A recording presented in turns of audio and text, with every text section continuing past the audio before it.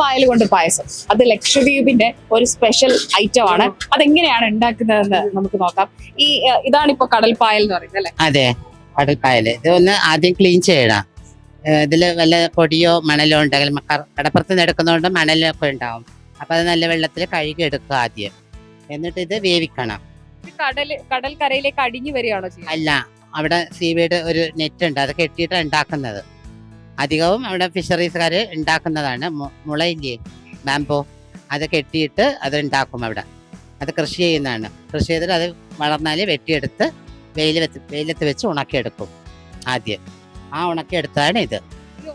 ഉണങ്ങുമ്പോ ഈ കളർ വരുന്നതാണ്. ഈ കളർ വരും.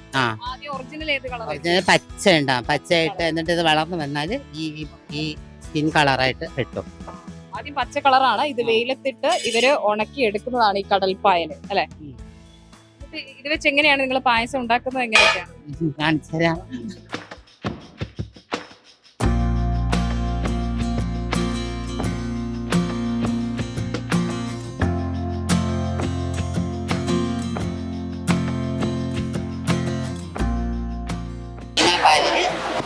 വേവിച്ച വെച്ച സീവീഡില്ലേ, സീവീഡ് അതിൽ ഇനി ബോയിലാകുമ്പോൾ ഇത് ഇത്തിരി പഞ്ചസാര ചേർക്കും. എന്നിട്ട് അണ്ടി മുന്തിരി നീര് വറുത്ത് അത് അതിൽ. അതായത് ഈ കടൽപ്പാലില് പുഴുങ്ങിയിട്ട് ഈ തേങ്ങാപ്പാലിട്ട് വേവിച്ചെടുക്കുന്നതാണ്.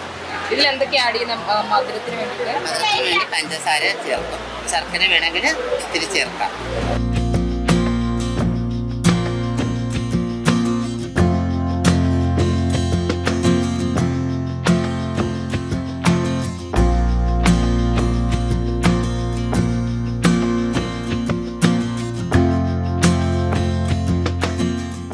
കാണുമ്പോ നമ്മുടെ സേമിയ പായസം ഉണ്ടാക്കുന്നത് അതുപോലെ അല്ലേ?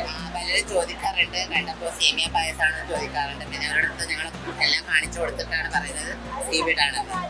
അപ്പോൾ അവർക്ക് മനസ്സിലാവും. പിന്നെ ടേസ്റ്റ് നോക്കാറുണ്ട്.